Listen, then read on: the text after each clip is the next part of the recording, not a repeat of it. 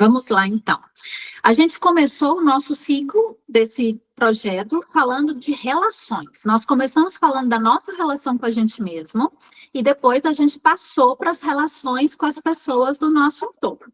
Então, essa aula de hoje, nós vamos encerrar essa parte das relações. E a partir do nosso próximo encontro, a gente vai começar a falar das nossas emoções. Então, hoje, na nossa aula, a gente vai falar sobre dependência emocional e padrões controladores. O contato com esse conhecimento dá um boom na cabeça da gente, tanto na forma como a gente se vê, como na forma que a gente vê as nossas relações. E eu quero começar fazendo uma pergunta para vocês. O que vocês acham mais difícil? Lidar com a crítica e a opinião do outro ou dizer não? O que vocês acham mais difícil? Pensem aí, respondam aí com os botões de vocês. E aí eu quero dizer que é assim, ó. Você só se importa com a opinião de uma outra pessoa enquanto você estiver tentando ser muito importante para ela. Se a visão daquela pessoa com relação a você foi importante para você, você vai ter desafios a lidar com as críticas dela. E quando a gente tem dificuldade de lidar com crítica, automaticamente a gente tem dificuldade com a palavra não. Porque se eu não suporto que a Eliane me critique, eu vou evitar de dizer não para ela não ter motivo para me criticar. Ok? Ok. E essa necessidade, ela pode ser uma necessidade consciente ou inconsciente. Então, às vezes, por querer muito bem a uma pessoa, eu acabo me importando demais com a opinião dela, porque eu quero ser importante para ela.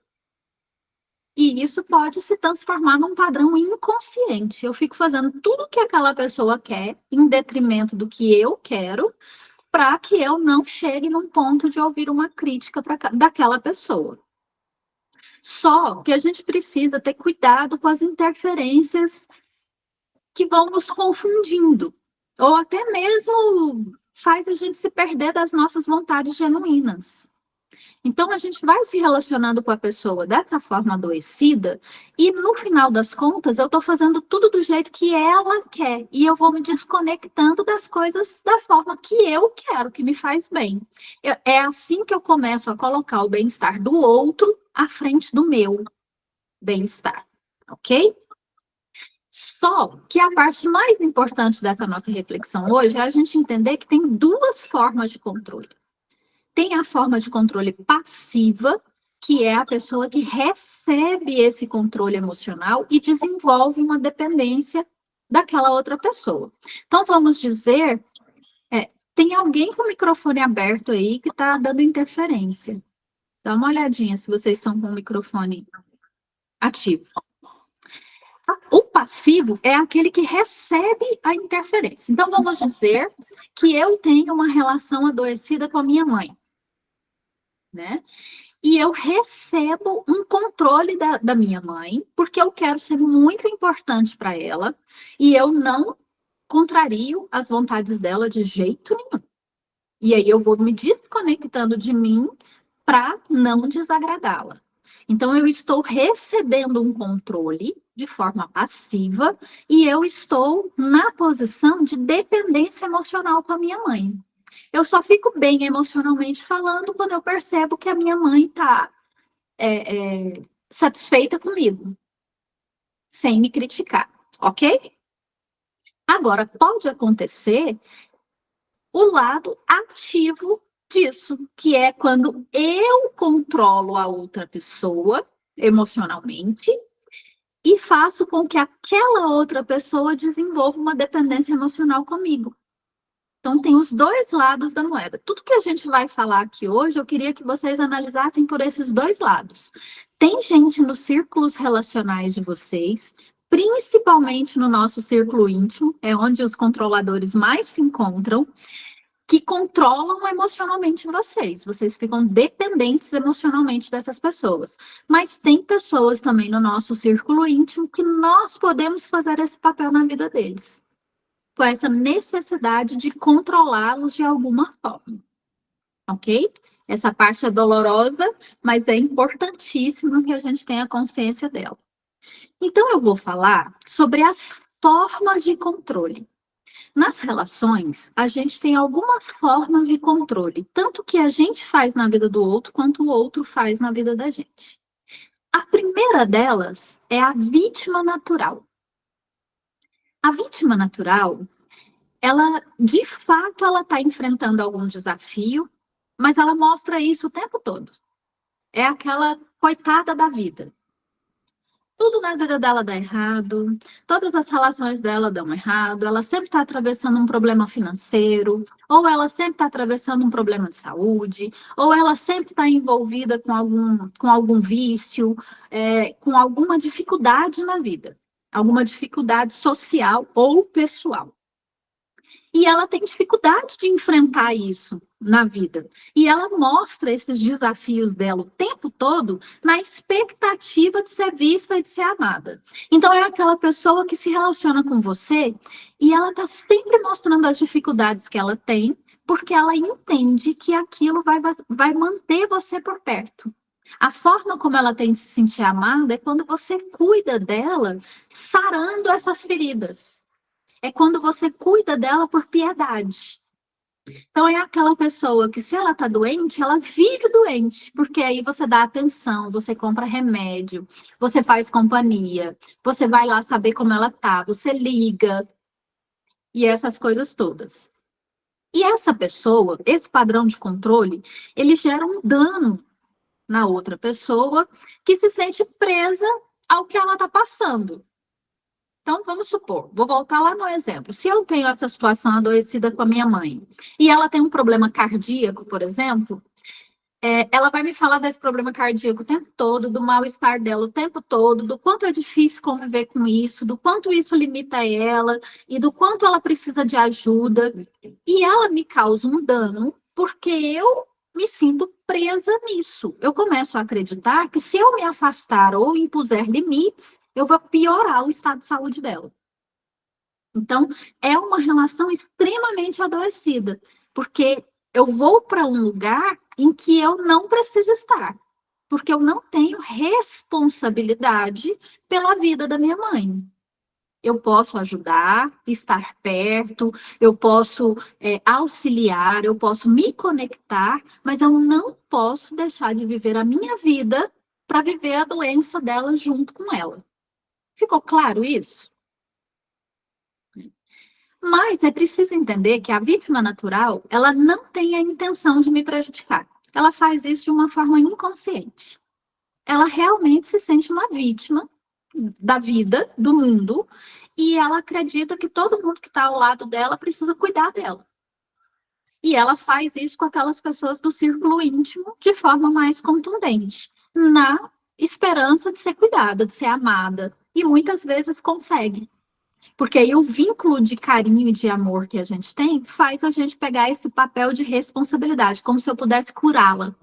Nada que eu fizer vai curar o problema cardíaco da minha mãe. Então, não faz sentido eu deixar de viver a minha vida para ficar doente junto com ela. Mas, inconscientemente, é isso que nós duas fazemos. Ela espera que eu cole nela para diminuir o fardo dela, e eu acredito que se eu fizer isso, eu vou estar diminuindo. E, na verdade, não. Estaremos nós duas adoecidas nessa relação, né? Esse é o primeiro padrão controlador. O segundo padrão controlador é um pouquinho mais grave, porque aí é a vítima intencional. A vítima intencional, ela faz a mesma coisa que a vítima natural.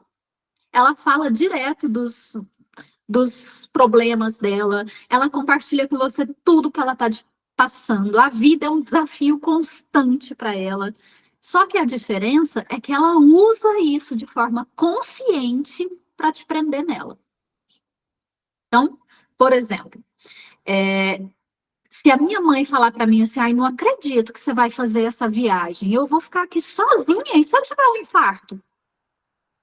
Percebe? Ela usa a vulnerabilidade dela e o meu bem-querer com ela para me manter presa no problema dela. E é a única forma que ela acredita que vai me ter por perto.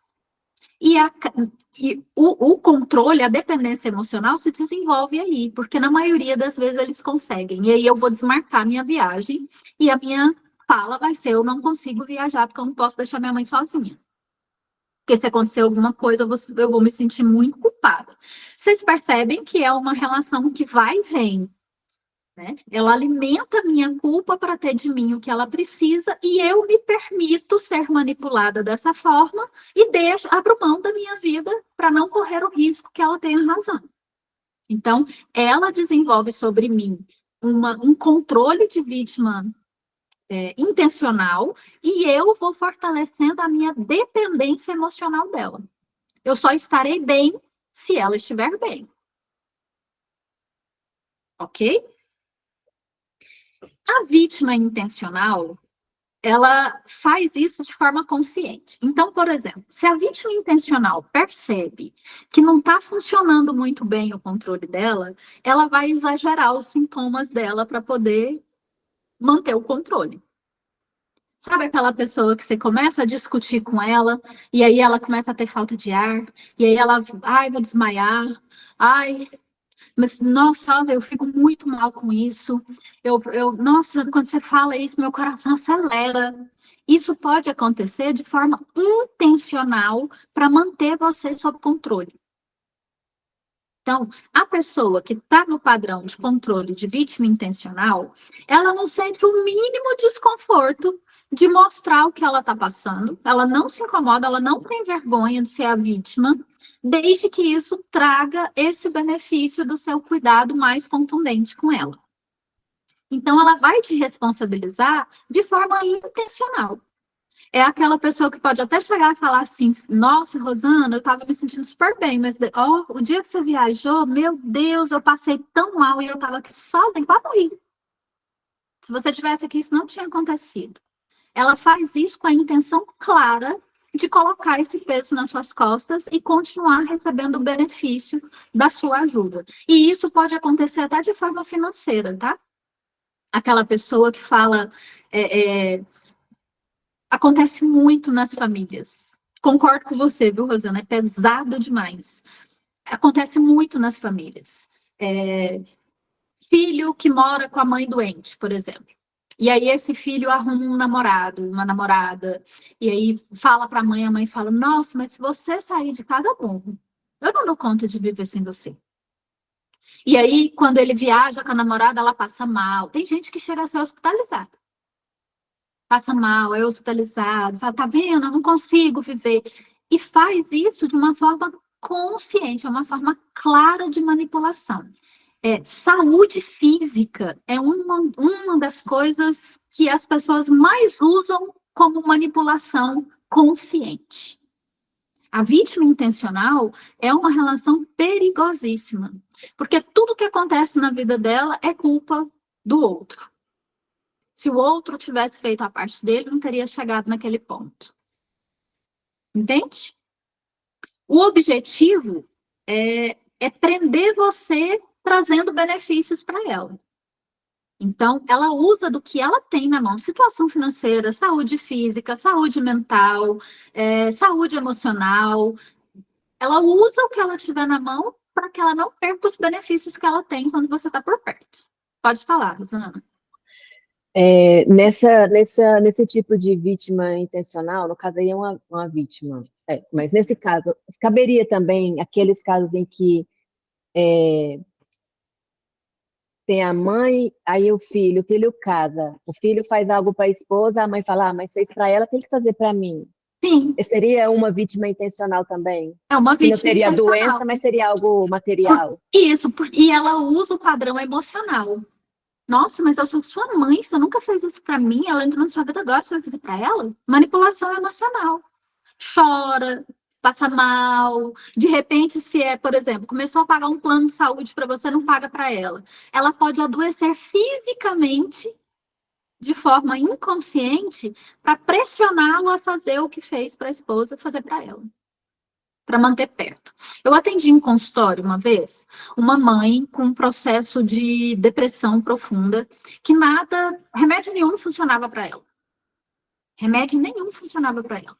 E aí, no processo terapêutico, a gente foi encontrando que ela é mãe de 5 filhos e viúva, então ela criou 5 filhos sozinha. Quando os filhos começaram a casar e sair de casa, ela começou a adoecer. E quando ela caiu no primeiro pico de depressão profunda dela, um dos filhos voltou a morar perto da casa dela. A partir dali, o inconsciente dela entendeu que, permanecendo doente, ela teria os filhos de volta. E assim foi. Com 2 anos de tratamento sem sucesso, ela tinha os 5 filhos morando a 2 quadras da casa dela. Então, o processo de adoecimento dela trouxe um ganho secundário, que a gente fala. Trouxe um benefício. Então, inconscientemente, ela começou a agir contra o tratamento. Nada funcionava nela. Ela afundava cada vez mais. Mas por quê? Tendo os filhos a 2 quadras de casa, todos eles almoçavam com ela no final de semana, sempre tinha um filho passando por lá. Ela tinha uma cuidadora, mas os filhos estavam sempre visitando, estavam sempre ali em cima dela. E era o que ela queria. E isso bloqueava o tratamento. Quando ela entendeu isso, a gente começou a ter sucesso com o tratamento físico dela. Foi um processo bem doloroso para ela, inclusive, porque ela começou a perceber o mal que ela estava ocasionando na prosperidade dos filhos, por exemplo. Que eles evitavam viagens a trabalho para não deixar a mãe sozinha, porque ela era doente demais e nada funcionava. Então, quando ela entendeu o prejuízo que isso estava trazendo, ela começou a alterar o padrão dela. E entender que os filhos precisavam ir para o mundo, que eles não eram devedores dela e que ela estava desenvolvendo um padrão de manipulação, de controle emocional em cima dos filhos, e que isso estava adoecendo a família inteira, inclusive financeiramente, porque alguns deles estavam perdendo oportunidades de trabalho para permanecer com ela. No caso dela, não era intencional, ela era uma vítima natural. Agora, a vítima intencional, ela sabe o que te dizer para te manter por perto, para te manter ali sob controle. Gente, observa que nós também podemos agir assim nas nossas relações, né? Mesmo que a gente não tenha um padrão fixo, a gente pode estar agindo dentro das nossas relações com um padrão de controle de vítima natural ou vítima intencional, tá? Tudo que a gente faz além daquilo que a gente realmente está sentindo, para manter uma pessoa perto, próxima, ou fazendo alguma coisa por nós, é um padrão controlador.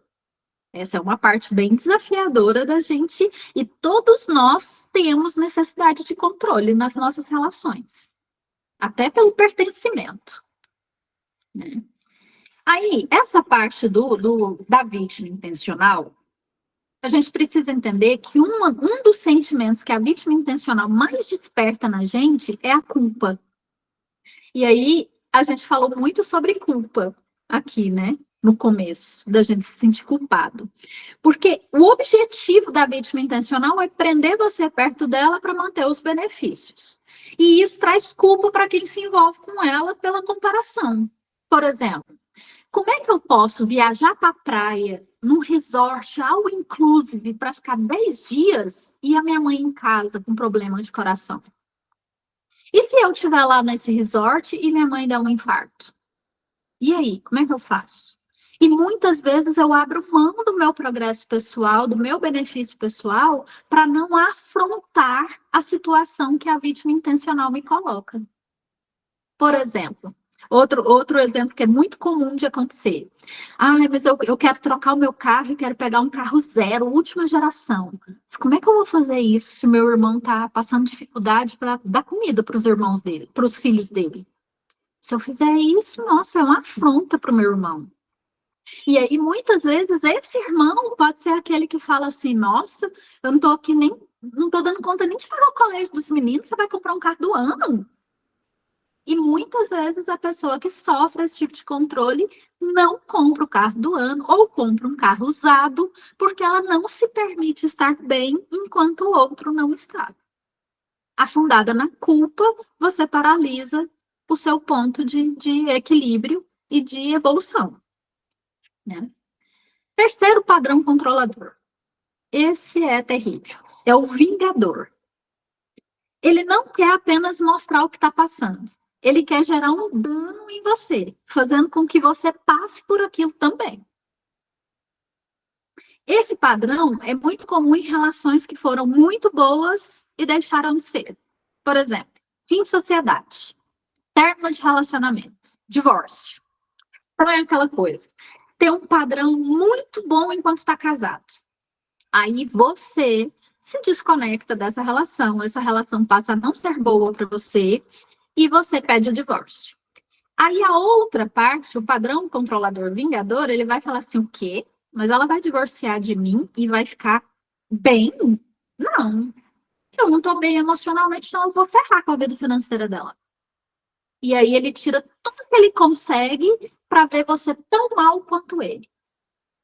E vice-versa. Se ele está muito bem financeiramente, se os bens do casal é o suficiente para deixar os dois bem financeiramente, ele pode fazer algo para te detonar emocionalmente. Falar de você por aí, espalhar notícias, começar a abrir a vida conjugal, difamar você para as pessoas que você mais gosta, porque ele quer ver você sofrendo tanto quanto ele.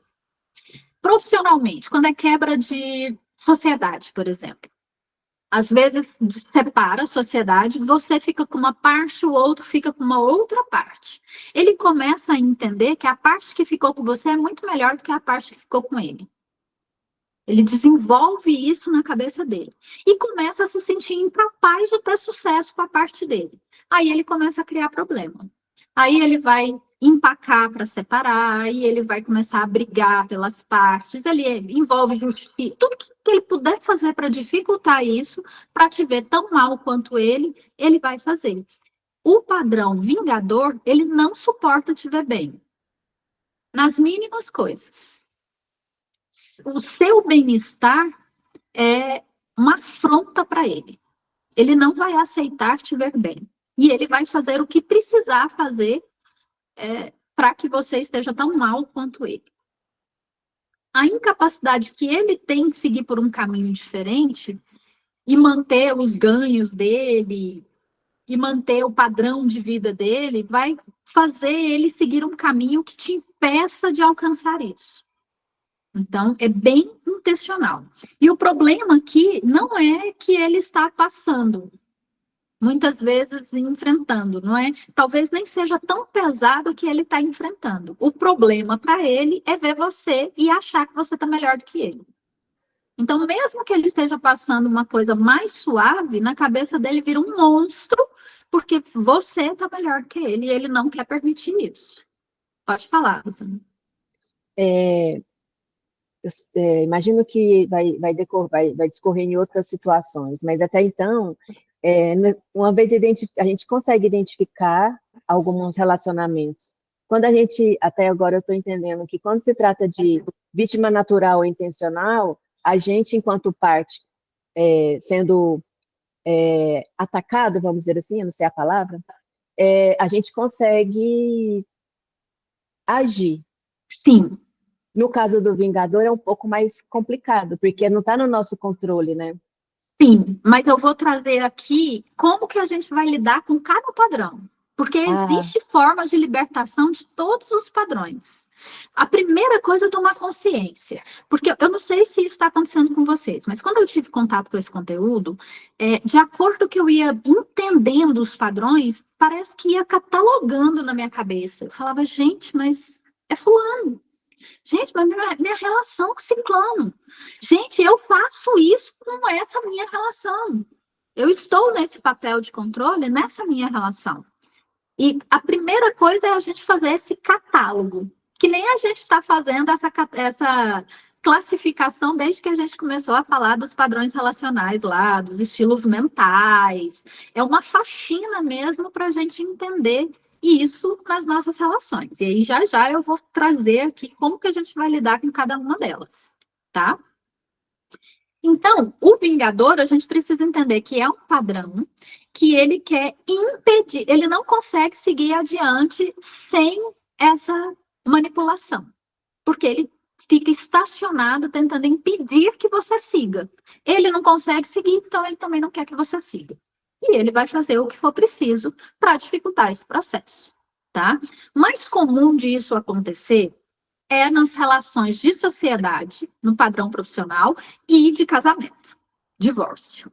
Então, nossa senhora, eu posso até querer o divórcio, mas se quem se divorciou ficar melhor do que eu emocionalmente, me detona. E aí eu vou agir de alguma forma para que ele sinta a mesma dor que eu estou sentindo, para que ele fique no mesmo lugar que eu estou, ok? É o terceiro padrão controlador.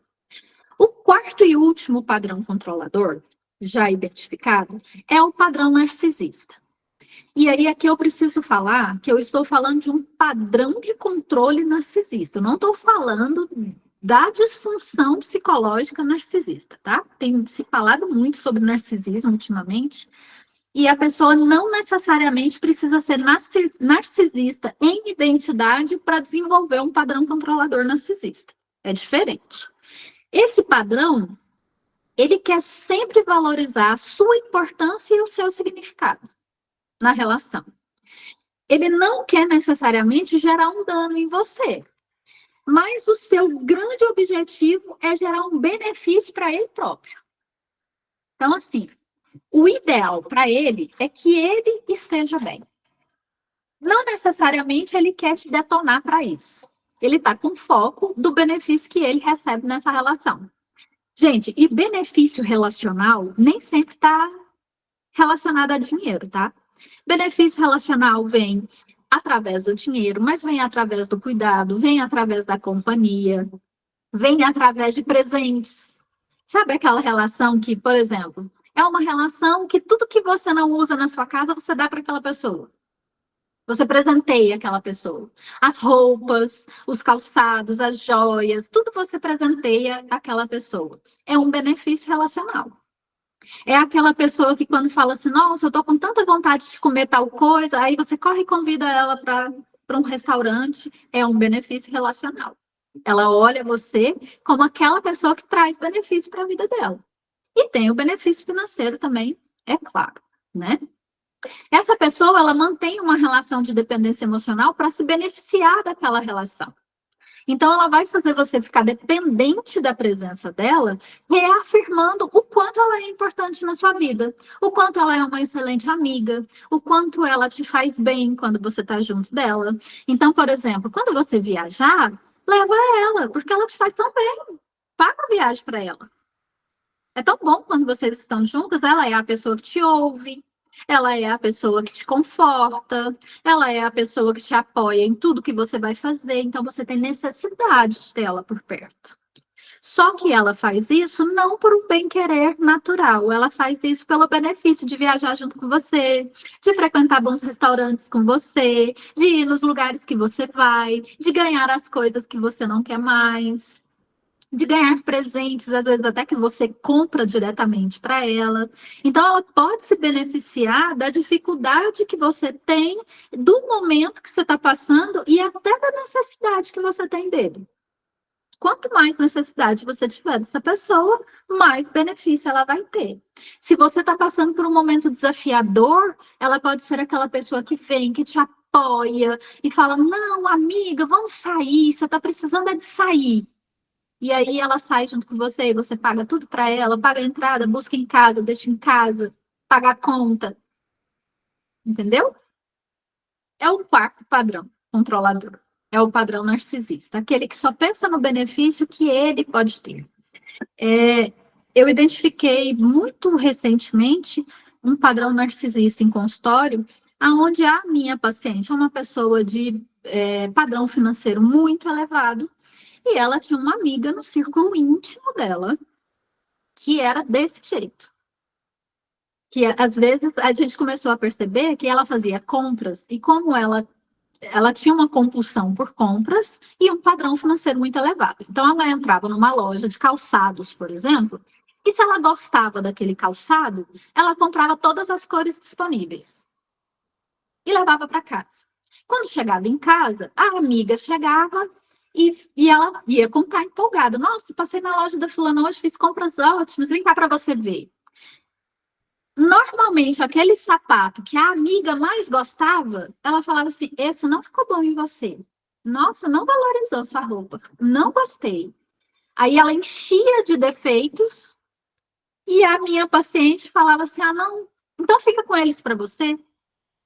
E ela ganhava aquele mesmo sapato em todas as cores disponíveis da loja. Entenderam agora? Fica mais claro? Essa amiga dela era corretora de imóveis. Então, o que ela fazia? Ela estimulava a minha paciente a adquirir imóveis, convencendo ela que aquela era o melhor investimento que ela podia ter.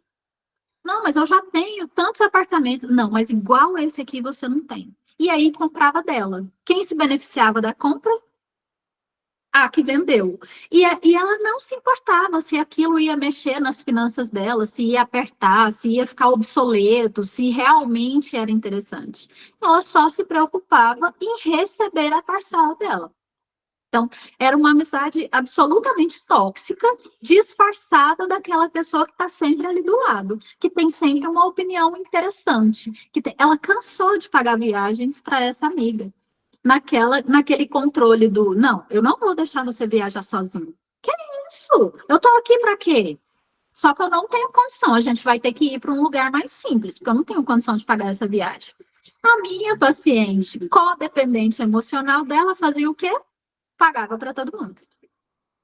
Né? Quando ela começou a retirar esses benefícios, aí a amizade se desfez. Começou a se dissolver. E foi aí que ela percebeu o padrão controlador. Pode falar, Rosana. Nesse caso, nesse exemplo que você está dando, nesse padrão dessa relação, não seria também um caso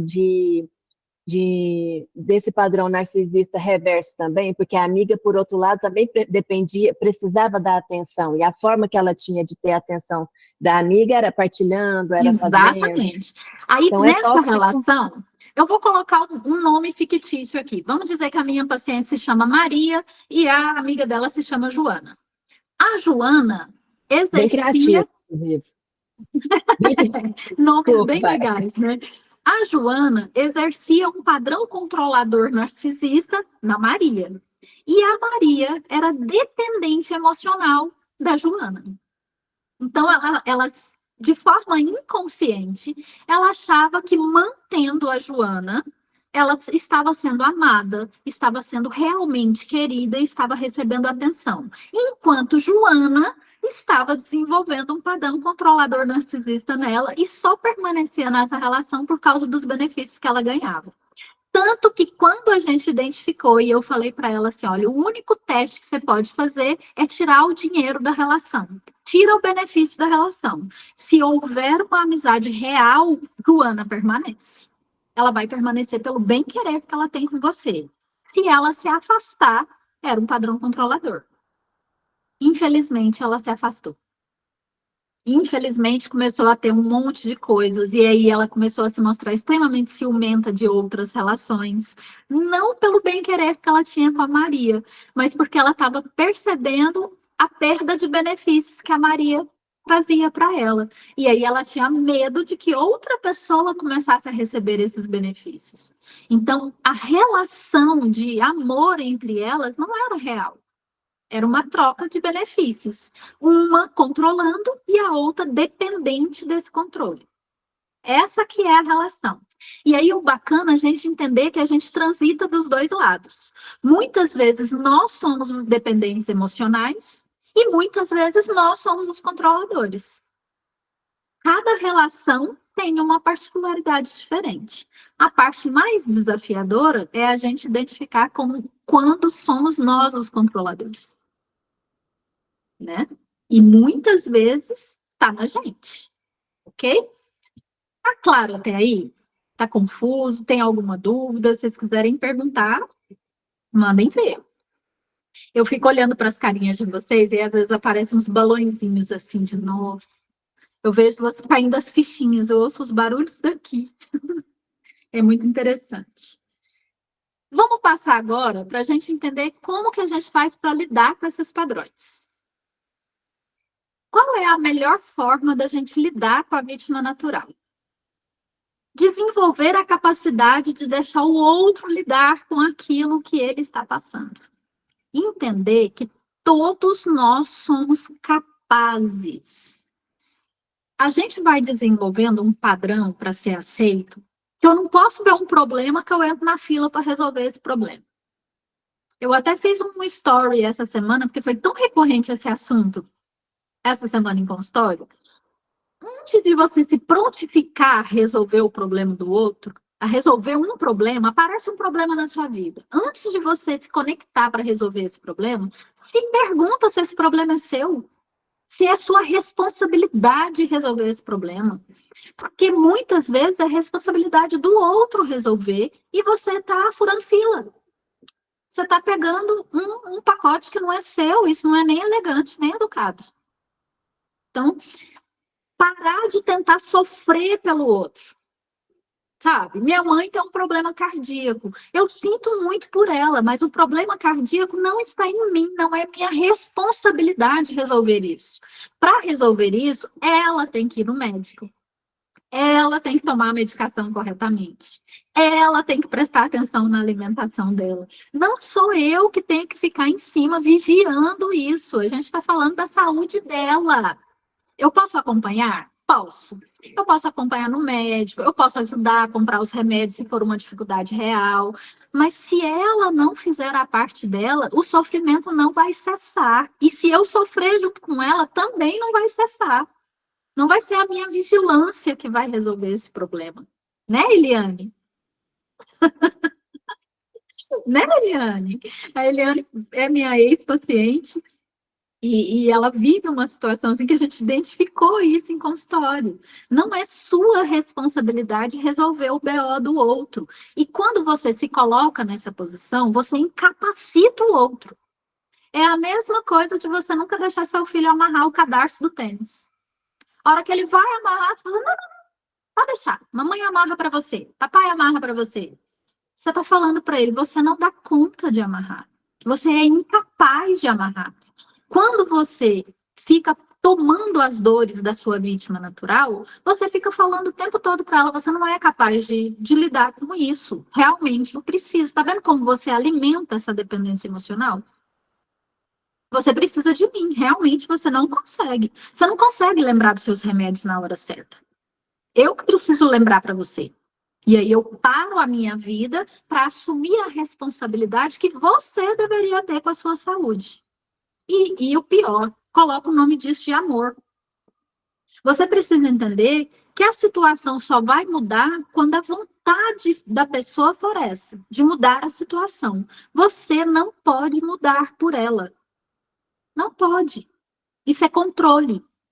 Aí você está no papel de controlador. Você quer obrigar a pessoa a cuidar de uma coisa que ela não quer cuidar. Para, só para. Essa responsabilidade não é sua. Gente, isso parece meio absurdo num ponto, mas é muito mais comum do que a gente imagina. E traz um peso para a vida da gente gigante. Quer ver uma coisa muito fácil da gente identificar isso? Quando você se relaciona com alguém que tem um vício. E aí você começa a se responsabilizar por tirar a pessoa daquele vício. Você quer convencer ela a todo custo que aquele vício faz mal, que aquele vício está atacando a saúde dela, que aquele vício atrapalha a família. E você fala, e você paga terapia, e você leva a pessoa, e você interna a pessoa, e a pessoa não bebe o remédio, a pessoa foge da internação. A pessoa, no seu primeiro descuido, corre para a rua e vai alimentar o vício dela. Ela não entendeu que aquilo não faz bem para ela. Você não vai conseguir fazer com que ela entenda. Entenda isso. Você precisa entender que ela tem o poder de decisão dela. Mas a decisão está errada. Errada sob o seu ponto de vista. De repente, sob o ponto de vista dela, está certo. Não é você que tem responsabilidade com isso. E a gente faz muito isso nas nossas relações. A gente se coloca na posição de salvador. Vou salvar aquela pessoa das dívidas dela. Aí você corre lá, paga tudo. 2 meses depois, a pessoa está no mesmo lugar de dívida. E no mesmo padrão. Então, você percebe que ela te controla como vítima natural, mas você também está tentando controlar ela para ter o ponto de vista que você tem. E o quanto isso adoece a relação. E o quanto pesa essa dependência emocional e esse controle dos dois lados. Isso é altamente adoecedor, viu? E pode acabar com a abundância e com a prosperidade de quem está sendo controlado dessa forma. Porque afunda quem está tentando esse controle afunda na frustração e no peso que está carregando, que não é dele, e quem está recebendo esse controle afunda na incapacidade. Ele vai se sentindo mesmo incapaz de resolver aquela questão. E é por aí. Então, a forma de eu lidar com a vítima natural é eu entender que o outro é capaz sim de lidar com isso. Pode ser mais sofrido? Pode ser mais prolongado? Pode. Mas eu preciso aprender a deixar com o outro que é do outro. Deixar ele resolver da forma dele. É uma pessoa lúcida, é uma pessoa capaz, tá tudo certo. A pessoa pode. A pessoa tem o direito de estragar a vida dela do jeito que ela quiser. Seja através de um vício, seja através de dívida, seja através de infidelidade, seja o que for, ela tem o direito de estragar. Você é que não tem o dever de consertá-la. Você não é centro de reabilitação de ninguém, a não ser de si mesmo, tá? Segundo padrão, como que a gente faz para lidar com a vítima intencional? Ela é uma vítima. Então, o primeiro passo é deixar ela com o problema dela. Só que no caso dela, ela é uma vítima intencional. Então, além de deixar ela com o problema dela, ela precisa ser desmascarada. Você precisa mostrar para ela, verbalizar para ela que você está percebendo que ela usa uma situação de vulnerabilidade dela para controlar você. Quer ver uma forma bacana? Vamos dizer que você está do lado de uma vítima intencional que está descarregando um problema enorme nas suas costas. Você vai ouvir ela falar até o final, e a hora que ela terminar, você vai perguntar para ela assim: o que que você espera que eu faça com essa informação? Fulano, eu sinto muito pelo que você está passando. Realmente é um desafio. Mas o que que você espera que eu faça com essa informação? Muitas vezes, se for apenas um padrão controlador intencional, ela pode ir para o lugar da vítima natural e falar assim: não, não, Leonel, não quero que você faça nada, não. Eu estou só desabafando com você. E aí é a hora de você falar: ah, tá, não, tudo bem. Eu lamento muito tudo que você está passando, mas infelizmente eu não tenho poder de te ajudar nesse quesito. Você vai ter que tomar suas decisões, né? O que que acontece nesse padrão intencional? Muitas vezes a pessoa descarrega em você e você já toma a frente para resolver o problema dela. Você já oferece o dinheiro, você já resolve o problema, você já paga alguma coisa, você já traz uma solução pronta. É como se ela jogasse verde e colhesse maduro. Então, antes de trazer a colheita, você se posiciona. Então, o que você espera que eu faça? Deixa ela verbalizar. Ah, eu quero que você me empreste um dinheiro. Aí você vai se posicionar. Se você tem, se você não tem. Posso te emprestar não essa quantia. Ou, infelizmente, agora eu não consigo te ajudar dessa forma. Eu tenho certeza que você vai encontrar uma outra solução. A gente pode até pensar junto aqui numa outra solução. Então, a vítima intencional, além de você deixar com ela o que é dela, você tem que mostrar para ela que você está percebendo que ela está usando aquilo para tirar algum benefício de você. Isso não passa por você não se sensibilizar pelo desafio dela. Você pode até reconhecer que ela está passando aquele desafio, que é um desafio real.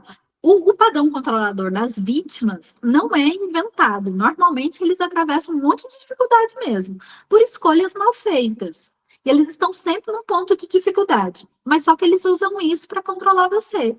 E aí, quando você mostra que você percebe, valida a dificuldade que aquela pessoa está passando, mas que isso é um problema dela e não seu, e começa a colocar limite nessa ajuda e nessa resolução, você coloca esse padrão controlador em desconforto. E aí ele vai buscar uma outra forma ou uma outra pessoa para ele controlar.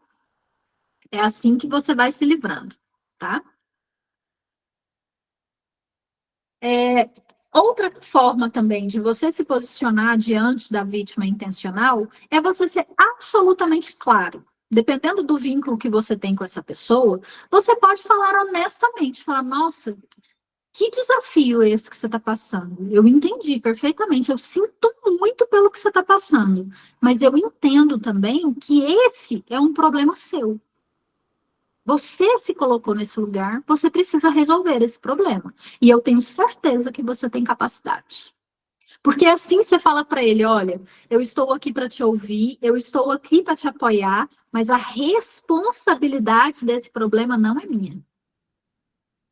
A responsabilidade desse problema é sua. Você precisa encontrar a solução para ele. Nós podemos pensar juntos. Eu posso te falar o que eu faria estando no seu lugar. Se eu estivesse no seu lugar, eu faria isso, isso e isso. Porém, sem a expectativa que a pessoa faça. Porque se você dá um conselho com a expectativa que ela vai fazer exatamente o que você falou, você já entrou num padrão controlador também. Tá vendo? Tanto que é sutil e o quanto a gente pode transitar aí na dependência emocional e no controle o tempo todo dentro das relações. Porque é uma linha muito tênue mesmo. Tá? Então, com o padrão controlador da vítima intencional, você precisa deixar claro para ela que ela não terá benefícios usando os desafios dela com você. O benefício que você vai trazer é o da companhia, é o de ouvir, é o de pensar junto, é o de falar o que você faria, é de alinhá-la com uma solução, mas a busca da solução é responsabilidade dela. A decisão pela solução é responsabilidade dela, e isso para você está muito claro. Ok? Pode ser muito desafiador lidar com essa vítima intencional, porque exige da gente uma firmeza de posicionamento que, num primeiro momento, qual o rótulo que vocês acham que vocês vão receber? É bruta, é egoísta, é grossa. Nossa Senhora, mas fulano, Deus me livre. Como assim? Não tem um pingo de amor pelo outro, né? Isso tudo faz parte do controle. Vamos lá para o terceiro padrão.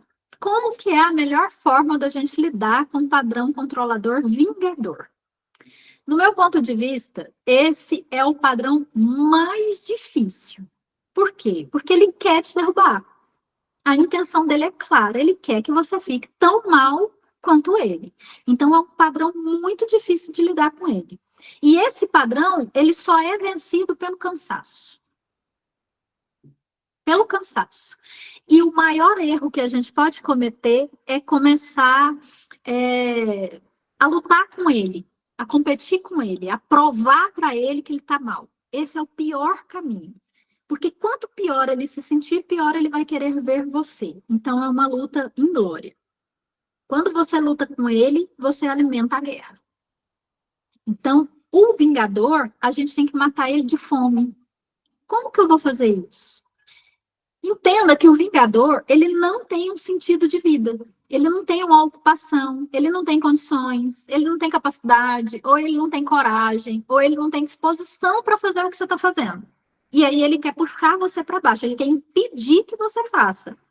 Se você para de tentar provar para ele que existe outro caminho, ele fica sem alimento. Ele vai começar a enfraquecer. Ou ele vai começar a achar que conseguiu o que ele queria. Porque enquanto você está em guerra com ele, ele faz você ficar paralisado. Aí ele fala assim, bom, então eu já consegui o que queria, eu já fiz ela parar, então é só continuar nesse processo aqui. Então, a melhor forma de lidar com ele é ele tem que ser para você uma motivação temporária. Quanto mais ele quer te derrubar, mais você vai se sentir impulsionado a seguir adiante. Porque uma hora ele não vai ter mais força de perseguir, de ir atrás de você. Lembre-se que quanto mais você seguir em frente, mais difícil fica para ele. Porque ele tenta te puxar e te derrubar porque você tem uma capacidade maior. Então, quanto mais ele quer te afundar financeiramente, mais você vai trabalhar para a sua prosperidade. Quanto mais próspera você ficar, mais fora do alcance do vingador você estará. Então, se ele quer destruir você emocionalmente, quanto mais você se trata, quanto mais você se alimenta, e quanto melhor emocionalmente você fica, mais distante você fica dele conseguir te puxar. Porque até por uma questão vibracional, você vai se colocando num patamar diferente. Por isso que eu acho que esse é o padrão mais desafiador da gente lidar, porque é o padrão que exige mais transformação pessoal. Quanto mais ele falar que você é péssima, melhor você tem que ser. Então, para o Vingador, você só consegue vencer ele mostrando seu sucesso, comprovando em atitudes que você não está no lugar que ele quer te colocar, que você não é uma pessoa para morar nesse lugar onde ele quer te colocar. É a única forma de vencer ele. E por isso que eu acho que é a mais difícil. Porque a gente tem que vencer as nossas próprias limitações para a gente se afastar desse padrão controlador. Ok? Qual a melhor forma de lidar com o narcisista? O narcisista, o padrão controlador narcisista, ele passa muito por usar os seus defeitos contra você. Então, ele vai ressaltar os seus desafios, os seus defeitos, as suas vulnerabilidades, para se colocar num patamar superior a você.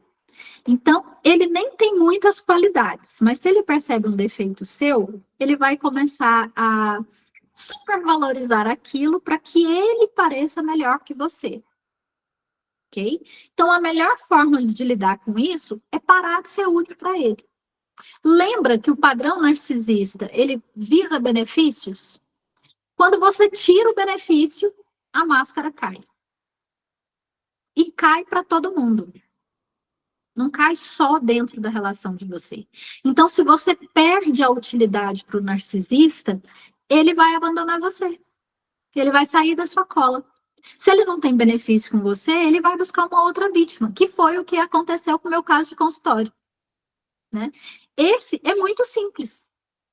Quando a Maria entendeu que, tirando o dinheiro da relação, ela poderia ter uma confirmação e uma libertação ao mesmo tempo, e conseguiu fazer isso, ela conseguiu as duas coisas, a confirmação e a libertação, porque aí a própria Joana não quer mais essa relação para ela. Não está trazendo benefício nenhum. O que ela vai continuar fazendo ali?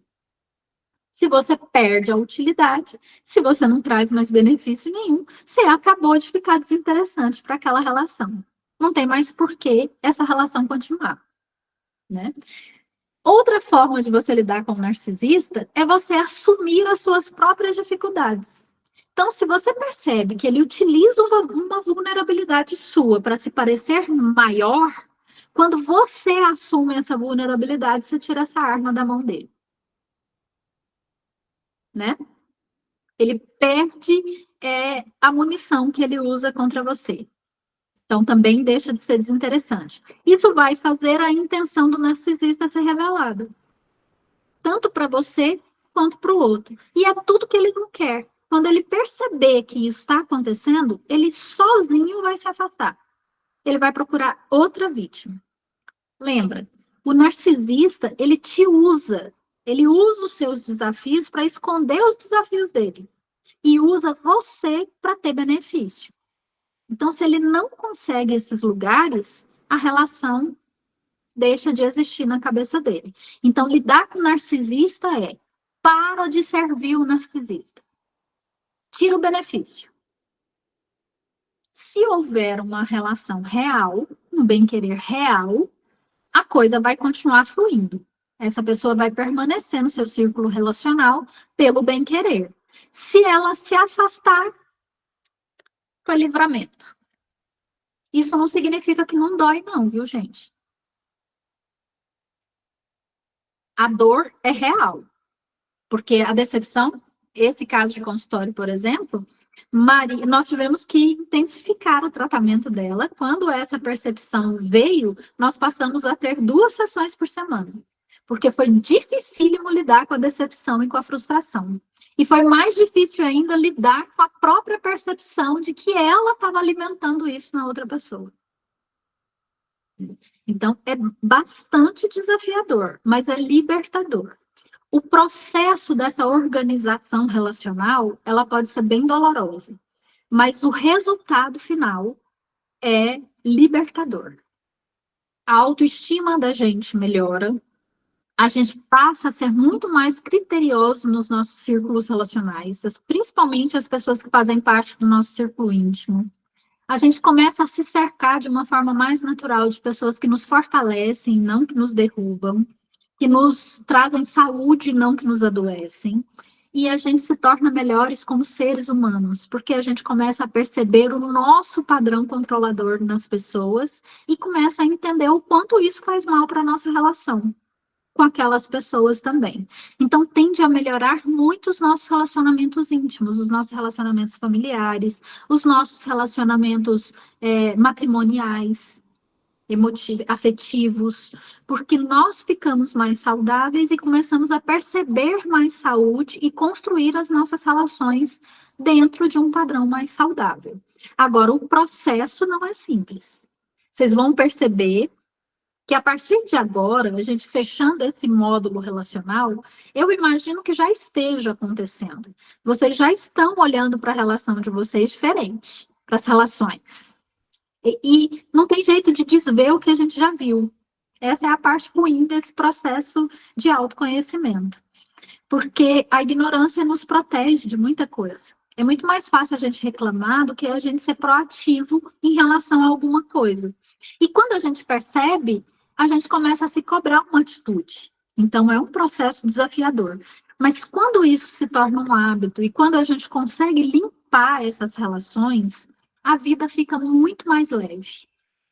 Você aprende a deixar ir aquelas pessoas que não estão prontas para te amar de verdade. Para aquelas pessoas que estão ali na tentativa de controle, na tentativa de manipulação. A gente passa a ver com muita clareza atitudes, situações e pessoas manipuladoras. E isso pode machucar muito, porque pode vir de pessoas que a gente gosta muito e que a gente não tinha esse tipo de percepção. E é muito doloroso passar por esse processo. Mas confiem no processo, né? E agora eu quero abrir espaço para que vocês falem, me pontuem como que está sendo essa percepção. Eu queria até, nem vou deixar aberto para vocês escolherem. Eu queria começar por você, Eliane, porque eu conheço a sua história, acompanhei, e se você se sentir confortável para compartilhar um pouco desse processo que você viveu, vai ser muito enriquecedor nesse momento da nossa vivência. Tudo bem para você? Então, vamos lá. Então, a dependência emocional, né? Eu percebi que aqui eu estava no vítima natural com meu pai, né? É aquela vítima natural, porque eu queria que ele, em questão também do vício dele, mudasse, né? Só que ele me controlava muito. Como vítima natural, né? Como vítima o pai natural. da Eliane é alcoólatra. Sim, Eles têm uma relação. Só que parece, Renata, que a gente vai olhando assim, igual você falou, você vai caindo a ficha e você vai vendo várias pessoas que você tem na sua vivência com isso aqui. Com padrões controladores. Com padrões controladores. Então, eu tive em questão muito, né, do meu pai. Hoje, eu sinto eu não sinto mais isso, porque eu entendi que é responsabilidade dele. Mas não foi fácil, né, Eliane? Não. Eu acompanhei terapeuticamente esse processo da Eliane e foi muito sofrido para ela. Nossa, deixar a responsabilidade do vício dele com ele, porque ela se sentia responsável como filha mais velha. Sim, e foi muito, muito difícil, doloroso. Ele me fazia me sentir mal por ele ser viciado, né? E eu me senti... Hoje, assim, eu olho assim e falo, não, isso é seu problema. Eu não tenho mais essa dificuldade de entender que o problema realmente é dele. E que ele tem a capacidade de tomar as próprias atitudes. E se ele quiser continuar, né, Renata, é um problema dele. Quantas vezes, Eliane, você saiu do seu trabalho, do seu lazer, do seu descanso para socorrer o seu pai no alcoolismo? Nossa, inúmeras vezes. Não tenho como numerar. Foi muitas vezes. Trabalho, eu estava no trabalho, em casa, Com a eu sua estava família, com o seu marido? com meu marido, eu levava o meu marido, eu obrigava o meu marido a participar dessa busca, né, de estar ajudando. Então, além dele fazer isso comigo, eu acabava fazendo também com os outros para que fizesse para mim, porque eu estava fazendo para ele. Então, realmente foi muito doloroso, muito cansativo, a gente se culpa, era frustrante. Você tinha algum sucesso? Não, Quanto mais você ajudava, mais ele afundava. mas ele afundava. Quanto mais E quando você começava a falar desse cansaço, qual era a reação dele? ele não se importava. É como se ele. É isso que eu sempre também questionava. Ele me via nessa luta para ajudá-lo a mudar o pensamento de que isso era ruim para você, mas eu não via ele mudando porque ele não se sentia mal. Uhum. Então E eu queria forçar. quando você começou a se posicionar, quando a gente entrou no processo terapêutico, você começou a se posicionar, qual foi a reação dele? Não foi até uma palavra, até que a minha mãe ouviu da boca, né? A gente estava junto, ele falou assim: ah, então o problema é seu se você me deixar. Ele colocou toda a responsabilidade da vida dele para mim. Então, quando eu decidi não querer mais tomar as decisões dele, que é ele falou que era culpa minha e que a responsabilidade era minha por eu não estar mais fazendo isso. Ou seja, ele passou a beber porque você não ajudava ele. Olha para vocês verem como não faz sentido nenhum. Ela sempre ajudou, não conseguia, e no final das contas, ele jogou nela que ele estava piorando o vício porque ele não ajudava. Mas que ajuda? Se a ajuda dela nunca foi contundente, real. Nunca conseguiu tirar ele daquele lugar. Não. E assim, não era o financeiro, não conseguia nada, sabe? Porque eu achava que eu tinha que ajudá-lo financeiramente. Aí depois era emocionalmente. E depois vinha, sabe, se eu parecia que eu era mãe também do meu pai. Então teve todo esse processo. Hoje eu costumo falar que eu durmo bem, né? Porque eu deixei o problema com ele. Uhum. E como é que ficou a sua vida depois que você conseguiu eliminar esse padrão?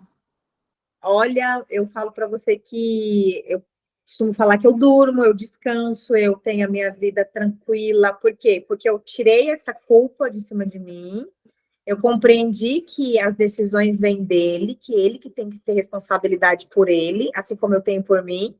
Mas eu falo para você que foi, sabe quando você tira a dor com a mão, alguma coisa assim, pá, tirou. Eu compreendi que eu não vou mudá-lo. Uhum. Né? Você me permite compartilhar a minha visão terapêutica do seu processo? Sim, por favor. A Eliane, ela se sentia o centro de reabilitação do pai. E ela se colocou na posição de salvá-lo. Durante muitos anos, isso influenciou o casamento dela, as relações dela com o restante da família. Ela tem enteados, isso influenciava a visão dela em relação aos enteados. E ela começou a desenvolver uma intolerância universal com as pessoas, porque ela vivia engatilhada de não conseguir resolver o problema do pai. Quando ela entendeu isso e passou por um sofrimento atroz, né, Eliane? A gente foi lá no fundo do poço, onde ela não dormia, não comia, ela queria se separar, foi uma loucura, virou de cabeça para baixo. Mas quando ela começou a entender o processo e começou a colocar cada um no seu lugar, o casamento melhorou, a relação com os enteados melhorou, a relação com a família melhorou, a relação com o pai melhorou e o pai melhorou. Hoje, ele já não está tão entregue. E quando ele se entrega, ela entende que foi uma decisão dele. Então, hoje, ele já não cobra mais tanto. ele já não aponta mais tanto e já não cai tanto no mesmo buraco. Se curou da dependência? Não, né, Eliane? Isso é dele. Não, Dele com ele. ele não se curou assim, mas ele tem visto, porque assim, dependia muito de mim, era eu que também estava afundada com ele, porque ele me colocava como se eu também fosse viciada, porque quando ele caía, eu caía. Uhum. E você era viciada. Você era viciada em salvá-lo. E aí, o que eu fazia? Eu caía com ele, e aí eu trazia a Adriana junto comigo, eu trazia os irmãos, e aí eu brigava. Então, era muito difícil. Então, ele não se curou ainda, mas ele compreende agora também que nós não fazemos mais, não cedemos às chantagens dele, né? Ela acabou com o padrão da vítima controlador. Natural. Ela acabou com o padrão controlador. Ela acabou com o padrão controlador que ele tinha sobre ela e sobre toda a família por tabela, né? Por ela ser a primogênita, e acabou com a dependência emocional que ela tinha dele. Então agora ela ama o pai, apesar do jeito que ele é. Virou as costas para ele? Não, ela não vai deixar ele morrer na rua. Mas ela não resolve mais as questões e não se deixa mais controlar por isso. Então, ela tirou a arma da mão dele e hoje ele cai menos.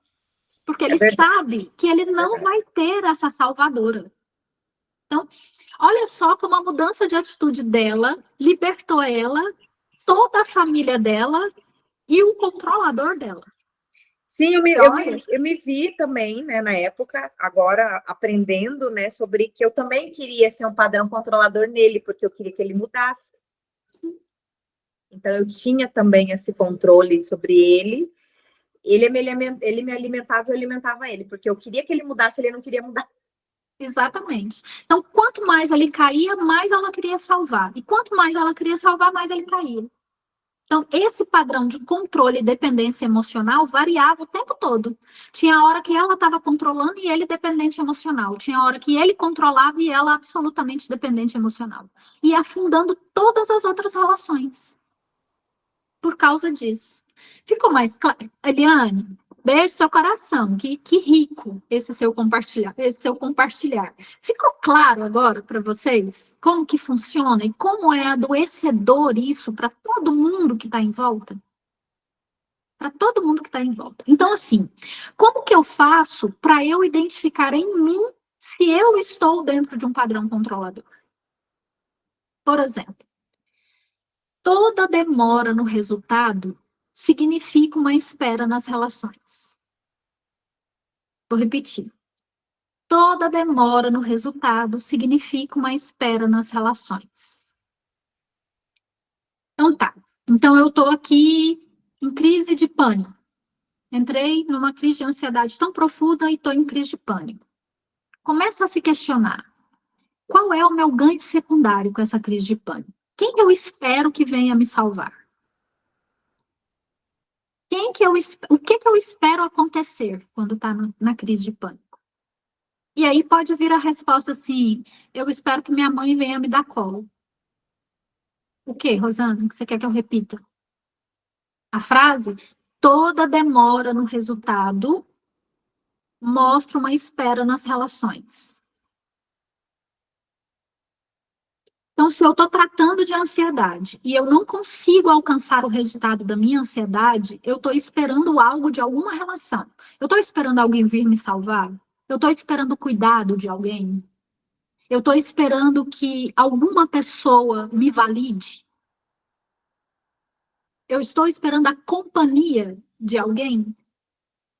Porque isso vai te direcionar para alguma dependência que você possa ter e pode trazer luz se você está usando aquele processo para controlar alguém. Por exemplo, eu não consigo. Vou trazer um exemplo aqui de uma pessoa que falou assim: eu percebo que toda vez que eu estou prosperando financeiramente, eu caio. Eu não sei o que acontece. Eu tenho uma capacidade enorme. E aí eu empreendo, e sempre que eu vou Estou alcançando aquela prosperidade, aquela abundância cai. Qual foi a última vez que aconteceu isso? A última vez que aconteceu isso, eu abri um negócio e o negócio começou a explodir e eu adoeci. Adoeci, fiquei de cama um tempão e aí eu não consegui tocar, acabei me endividando, quebrei. Voltei para a estaca zero. Tá. Quando você quebrou, quando você adoeceu, o que estava acontecendo na sua emoção? Aí ela trouxe assim, eu estava me sentindo muito sozinha. Eu me sentia muito sozinha, eu estava alcançando sucesso, mas eu estava muito sobrecarregada. Quem você esperava que viesse te ajudar? Minha mãe. Quando você quebrou, o que aconteceu no relacionamento com sua mãe? Eu voltei a morar dentro da casa dela. Eu não tive condições de me sustentar com a minha filha. Pronto, ela conseguiu o que ela queria. Viu o que o inconsciente dela fez? A demora na prosperidade financeira é porque ela está esperando que a mãe venha abraçar os projetos de vida dela, venha cuidar dela. Quando ela quebra, ela consegue esse cuidado. Aí a mãe vem, socorre financeiramente, socorre emocionalmente. Da última vez, ela foi parar dentro da casa da mãe dela. Percebe como que funciona? Faz algum sentido isso para vocês? É muito mais sutil do que a gente imagina. Acontece muito com escolha de profissão. Eu vejo muito em consultório. Eu estou atendendo uma médica que não gosta de ser médica. E não prospera. Não prospera. Para mim já parece óbvio. Ela não faz alguma coisa que ela goste. O dinheiro é uma energia neutra. Ele é consequência de você fazer o que você faz com amor. Então, se você vende miçanga na praia e faz isso com amor, a probabilidade de você ser próspero e abundante é muito maior do que se você for um médico obrigado. No caso dela, médica não gosta da profissão. Tá, por que você escolheu essa profissão? Porque eu sou caçula de 3 irmãos. Os meus 2 irmãos mais velhos são homens. Meu pai nunca quis ter uma filha mulher. O sonho do meu pai era ter todos os filhos homens e eu vim mulher. Então, ela já veio na desvantagem. Os irmãos são médicos como o pai. Por que ela escolheu a medicina? Porque ela está esperando a validação do pai. Ela quer que o pai a veja como uma filha que valeu a pena ter chegado. E, para isso, ela abriu mão de ser quem ela é. E foi no caminho que ele acreditava que era o melhor. Funcionou? Não. Ela não tem a validação do pai e não é feliz na profissão. O que piora a relação com o pai, porque ele vê ela como a mancha da família, a médica medíocre numa família de médicos bem-sucedidos. Então, ele questiona a especialidade que ela escolheu. Ela é médica do trabalho e ele acha isso o fim da picada. E quando ela mencionou para ele que ela queria mudar de área, ele falou para ela a seguinte frase: faz radiologia, faz uma especialização em radiologia, porque com a capacidade que você tem, tá ótimo. Pelo menos é melhor do que médico do trabalho. Aí ela adoeceu e veio parar na terapia. Mas olha quanto sofrimento buscando a validação do pai. Sem conseguir. Então, pode acontecer em várias frentes. A nossa dependência emocional pode ser em busca de um elogio que nunca veio. Pode ser em busca de uma validação que nunca veio. Pode ser em busca da permissão de ser quem eu sou. Pai, acho lindo a nossa família ser uma família de médicos, mas eu quero ser artesã, costureira, né? Só que sem esse conhecimento é muito difícil se libertar de padrões controladores. Muito difícil. E muito difícil perceber a nossa dependência emocional. E a gente leva isso sempre para o lado pejorativo. Por exemplo, se eu chegar numa pessoa e falar assim, Luceni, você é muito dependente emocional do seu filho. a probabilidade que ela fique muito magoada comigo é enorme, porque ser dependente emocional fala da minha capacidade, fala da minha moral, da minha capacidade como ser humano. Não, gente, não fala. Fala de um adoecimento relacional. Isso não invalida você como ser humano. A doença está na relação. E num relacionamento, ninguém erra sozinho. Casamento, pai e filho, mãe e filho, entre irmãos. Num relacionamento, ninguém erra sozinho. O outro erra, nem que seja por omissão. Né? Acontece muito. Casamentos tóxicos, relacionamento tóxico afetivo. Tem um que é tóxico e o outro é omisso. Por isso que a toxicidade aconteceu. Então, não existe um padrão relacional que tenha uma vítima. Não existe vítima na realidade, no mundo. Não existe vítima. Então, vamos supor, eu sofri uma traição financeira, fui roubada. Né? Quem me roubou está errado. Mas aonde eu estava enquanto ele me roubava?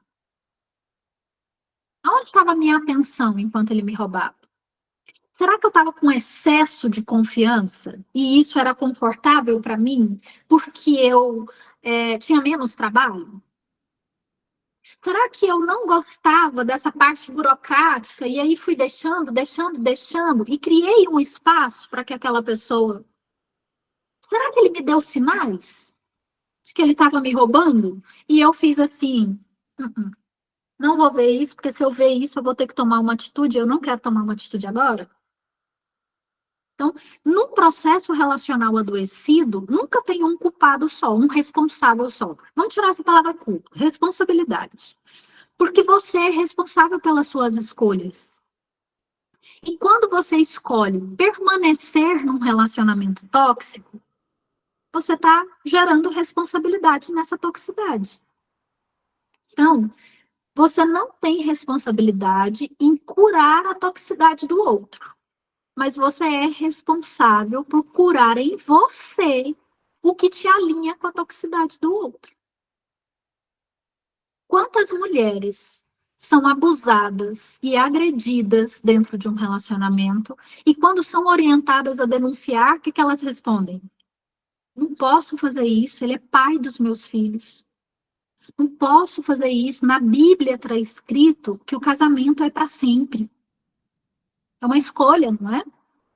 Ela está escolhendo permanecer sendo agredida e violentada. O quão difícil é para essa vítima assumir esse quinhão de responsabilidade? Porque a agressão vai continuar acontecendo enquanto ela permitir. Todos os dias eu ensino às pessoas como elas podem ou devem me tratar. Então, a forma como eu sou tratada é proporcional ao limite que eu estabeleço. Se eu não estabeleço limites, eu não posso reclamar da invasão. Se eu não faço muro no meu lote, as pessoas vão entrar. E aí não dá para eu reclamar que a pessoa não teve senso de não entrar. Realmente, ela não teve senso. Ela entrou num lugar que não é dela. Mas você também não colocou o seu limite. Tem responsabilidade dos dois lados. Faz sentido isso para vocês? E, Tana, como é que está nosso tempo, Amuri?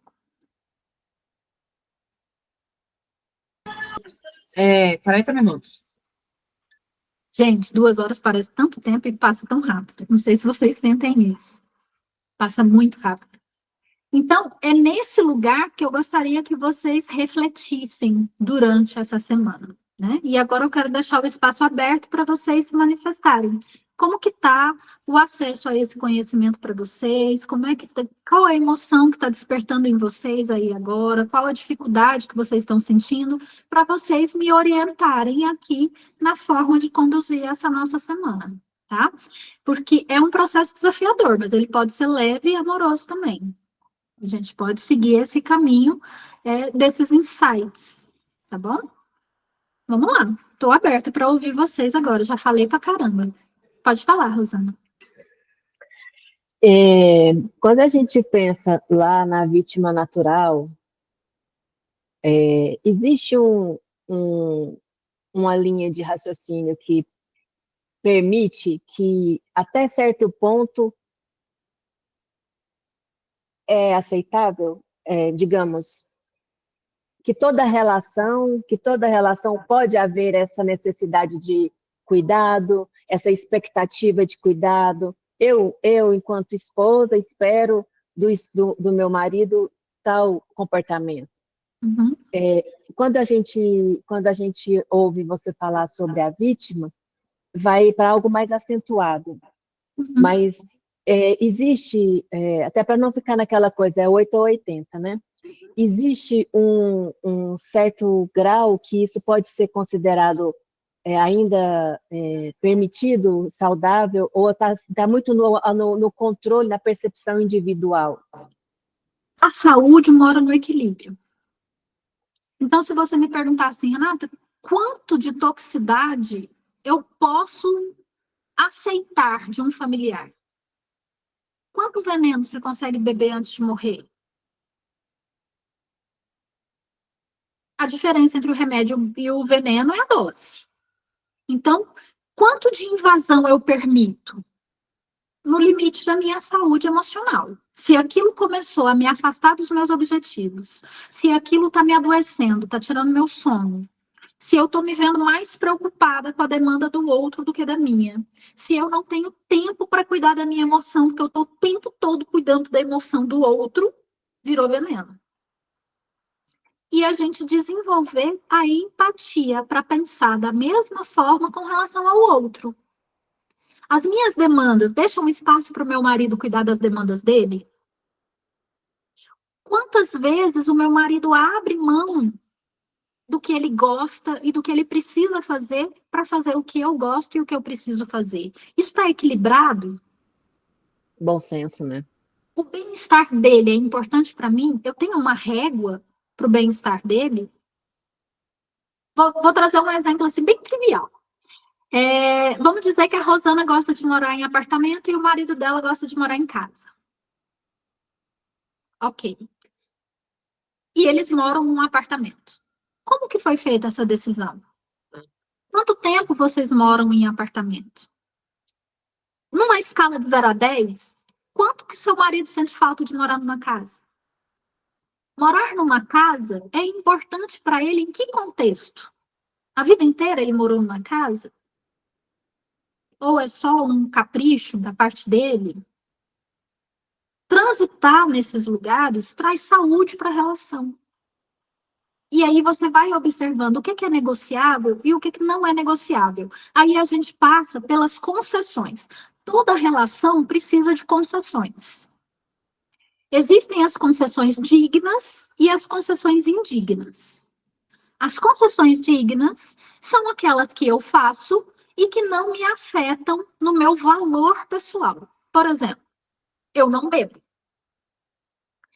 Mas eu posso me relacionar com alguém que bebe socialmente e isso não me afeta. Eu não vou precisar beber por causa dele e nem vou precisar cuidar dele bêbado caindo. Então, é uma concessão digna. Eu deixo ele tomar a cervejinha social dele, o vinhozinho social dele, o whiskyzinho social dele, e isso não afeta em nada a nossa vida e não afeta o meu valor pessoal. Ele não me obriga a beber junto. Eu não deixo de fazer nada porque ele está bebendo. Ok? Concessão digna. Tá tudo bem. Pode continuar. Tá tudo certo. Vai beber a sua cerveja, vai ser feliz, vai sair com seus amigos. Aquela liberdade de ele ser quem ele é. Concessão indigna. Ele me obriga a beber junto. Toda vez que ele sai para beber, eu tenho que estar junto. E quando eu bebo menos do que ele bebe tanto, tanto, tanto, que eu tenho que permanecer sóbrio, porque eu tenho que sempre trazer o carro para casa. Aí a gente chega em casa, eu tenho que ficar curando a ressaca dele, eu tenho que ficar limpando o vômito dele, eu tenho que dar banho gelado nele. E isso acontece o tempo inteiro. Ou então, ele vai para a rua, beber com os amigos, passa 2 dias fora. E dane-se. Eu dentro de casa, com criança, com as atividades, ele perde os compromissos dele, ele atrasa as contas da casa, isso me deixa desesperada. Concessão indigna. Aí eu estou abrindo um espaço tóxico em mim para que ele me invada com a necessidade dele. Então, ter essa compreensão de concessão digna e indigna é a base do nosso relacionamento. O relacionamento saudável é feito dentro das concessões dignas dos dois lados. Dos dois lados. Ai, no meu relacionamento só tem concessão indigna. Reveja seu relacionamento. Talvez não seja essa pessoa ideal para que você se relacione. Porque nem você tem permissão de ser quem você é e nem você permite que ele seja quem ele seja. E ninguém muda ninguém. Se começar a entrar naquele, não, mas ele bebe, ele tá errado, então eu vou fazer ele parar de beber, opa, já se instalou aí um padrão controlador e uma dependência emocional. Só vai trazer dor para os dois lados. Então, a arte de soltar e de deixar ir aquelas pessoas que não condizem com o nosso proceder é de uma inteligência emocional absurda. Sem se vingar, sem esperar chegar num patamar de tomar ódio da pessoa, de tomar ranço da pessoa.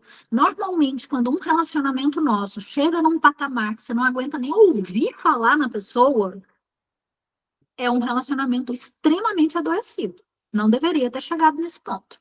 Se ele tivesse sido rompido antes, com esse conhecimento que a gente está acessando agora, muito sofrimento teria sido economizado para os dois lados e para as pessoas que convivem junto. Olha o caso da Eliane. Quando ela se libertou, ela não libertou só ela e o pai dela. Ela libertou o marido, a mãe, as irmãs, e às vezes até os amigos mais próximos, que já não devia aguentar mais ouvir ela sofrendo ali atrás do pai, caído na rua. Entendeu? Respondido, Rosana? Ok. Quem mais quer falar alguma coisa? Pode falar, Eliane. É engraçado, assim, igual ela falou, né? Qual é o ponto que você entende sobre a vítima natural, né? E realmente é verdade. Quando você se coloca, se entende que o seu limite é este, eu sempre ultrapassava o meu limite. Vamos falar do relacionamento meu também, porque eu também tive isso no casamento, né? E aí eu deixava passar o limite dele, me invadia e me chateava, né? Então eu entendi aqui, hoje eu entendi mais ainda que hoje eu não dou mais, eu aprendi tanto, eu não dou mais essa abertura, né, do relacionamento que me invada e que me faça ficar ruim. E se livra da ilusão, né, Eliane? Porque antes Sim. desse conhecimento, você tinha a ilusão de que se você se posicionasse, você ia perder o relacionamento. Sim. Agora você vê que com o seu posicionamento, você liberta a sua relação e ela fica mais leve. Sim, é isso. Então, hoje eu tenho a minha relação, o meu casamento, meu Deus, muito leve. Porque eu compreendi o meu limite, o limite dele, ele sabe onde que é meu limite, ele não invade, e eu não estou invadindo o limite dele. A liberdade, né? Quando alguma coisa que ele faça tá saindo fora do meu limite, eu já não deixo mais. E de forma leve, porque você não aguenta para explodir. A hora que te incomoda, você já fala. Sim. Não tenho mais aquela coisa de, eu vou deixar. Igual você falou, esse exemplo da bebida, né? A pessoa bebe e aí ela faz você limpar, faz você carregar. Não. Isso já acabou, não tenho mais isso. Então, realmente, fica muito mais leve quando você compreende e coloca seus limites. E a terapeuta fica como? O olho fica Nossa! brilhando. Gente, como não, eu amo a minha gente, profissão. vou falar para vocês. Eu falo da Renata assim, meu Deus. A terapia é vida. É vida. Foi vida para mim também. Foi vida para mim também. Eu só compartilho aquilo que eu vivi. E eu acho que por isso que os meus resultados são tão contundentes. Porque eu não estou falando de teoria. Eu passei nesse lugar. Eu vivi isso. Eu sofri para sair disso. Então é como se eu conhecesse o caminho. E a vontade que eu tenho de gritar para todo mundo. Eu fico vendo hoje em dia a humanidade está vivendo relações muito adoecidas. E a vontade que dá de gritar e falar, gente, sai desse lugar, existe um outro caminho, pelo amor de Deus, existe outro caminho, não precisa ser assim, porque é muito sofrimento. É muito sofrido estar nesse lugar, sem ter consciência disso. E olha só, quando a Eliane se deixava invadir e invadia o marido, muito provavelmente, Eliane, você era uma vítima natural na vida de um terceiro. Da mãe, do irmão, entendeu? Da irmã. Você se tornou uma vítima natural na vida de alguém, dentro desse processo aí. Tá vendo tanto que é complexo isso? E a única coisa capaz de libertar a gente desse lugar é conhecer o lugar que eu estou. É aquele exemplo que eu trouxe para vocês antes. Se eu vou lá para casa da Eliane, ela me passa o endereço. E no meio do caminho eu ligo para ela e falo, Eliane, não consigo chegar, cara, eu tô perdida, como é que eu faço? A primeira coisa que ela vai me perguntar é, aonde você tá? Se eu não sei aonde eu estou com honestidade, com as minhas vulnerabilidades, com as minhas falhas, com as minhas sombras, eu não consigo chegar onde eu quero ir. Ponto final. Se eu não olho para mim, eu posso identificar a sombra de todo mundo ao meu redor. Se eu não identificar a minha, já era. Eu estou perdida.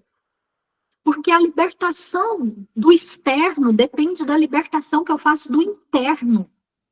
Se eu não faço esse caminho, não existe caminho. Quando eu faço o caminho interno, aí um leque de possibilidades se abre. Aí eu vejo vários caminhos à minha frente.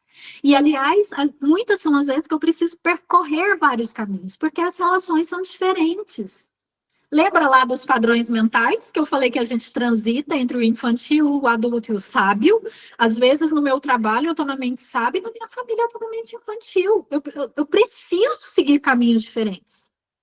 Senão, eu não vou conseguir alterar esse padrão e nunca vou conseguir chegar na mente sábia se eu não souber com consciência que eu estou numa mente infantil. Eu vou ficar na mente infantil várias encarnações seguidas, pela eternidade afora, sem ter essa consciência. Então, esse é o processo. E é por isso que eu fico tão encantada de acompanhar o processo de vocês. E eu tenho certeza que ninguém sai impune de uma vivência como essa, que é o Sementes de Consciência. Eu duvido que vocês vão sair daqui as mesmas pessoas que vocês entraram. Vai resolver a questão? Talvez não, porque a gente não tem tempo hábil para isso. Mas vocês nunca mais vão olhar para a relação de vocês e para as emoções de vocês como vocês olhavam antes de participar desse processo. Ninguém passa por um processo terapêutico sem ser atingido em algum lugar. E essa é a mágica da coisa. Por isso que eu falo que vocês não precisam acreditar em magia. Vocês não precisam acreditar no que eu estou falando. Vocês são a magia. Observa o que vocês estão sentindo. Observa o que vocês percebem a partir desse conhecimento e dessa vivência.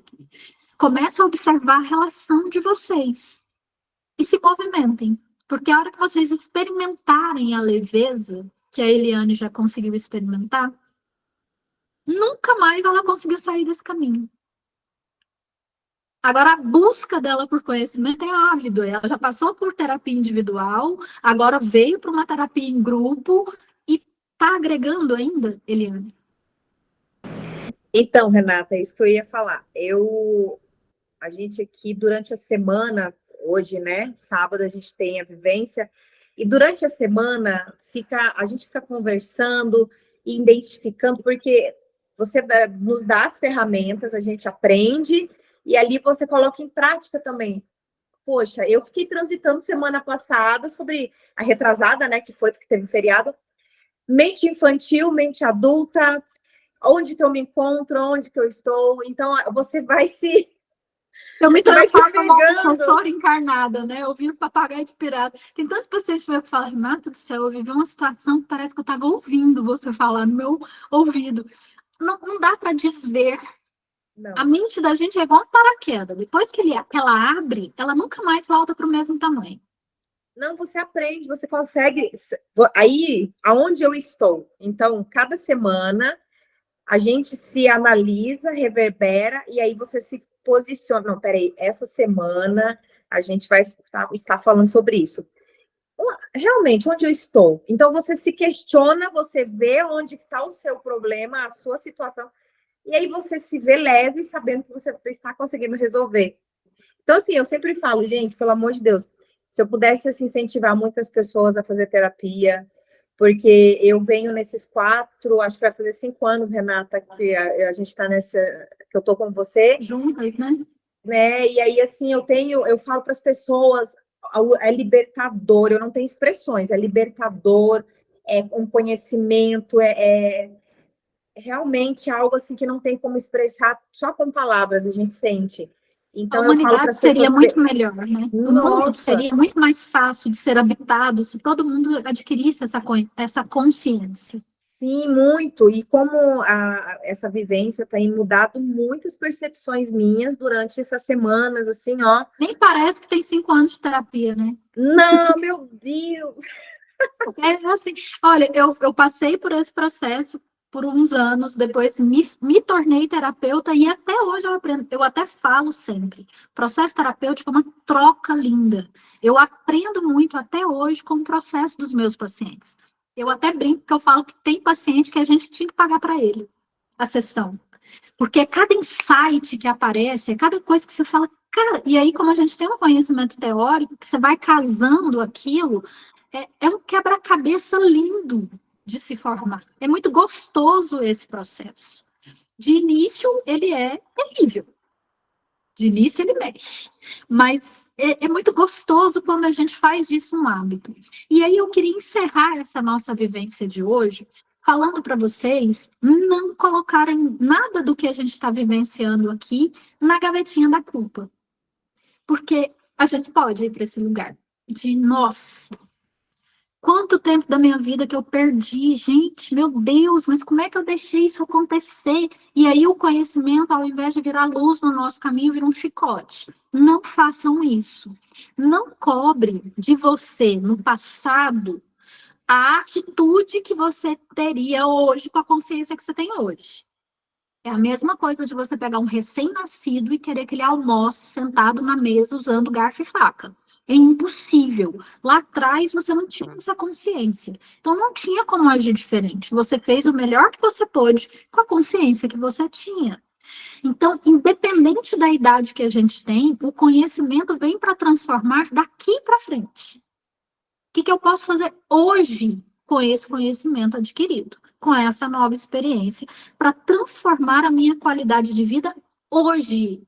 Porque se você levar isso para uma transformação que você poderia ter tido há 20 anos atrás, você vai transformar todo esse conhecimento num sofrimento atroz. É uma cilada grande da mente. E cuidado, porque o seu inconsciente prefere um inferno conhecido do que um paraíso desconhecido. É muito fácil a gente cair no ressentimento e na culpa com a gente mesmo. E aí eu entrar num processo de autopunição. Porque eu não tive essa consciência. Por que eu não despertei antes? Tá despertando agora. Tem gente que nem começou. Tem gente que vai sair dessa experiência terrena sem despertar. Dormindo, do mesmo jeitinho que chegou, vai sair. Então, não se preocupe com isso. As coisas acontecem como tem que acontecer. Esse é o momento exato para você entrar em contato com isso. Vocês estão aqui, eu acho que vocês vão se lembrar que no nosso primeiro encontro eu falei, só chegou aqui quem está preparado para esse conhecimento. Quem não está preparado para esse conhecimento não vibra na mesma faixa e não se interessa por esse tipo de curso.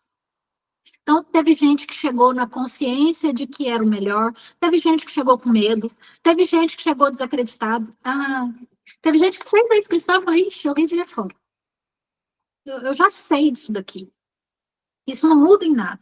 Então, cada um chegou no patamar que precisava estar para absorver na medida justa para a consciência que tem agora.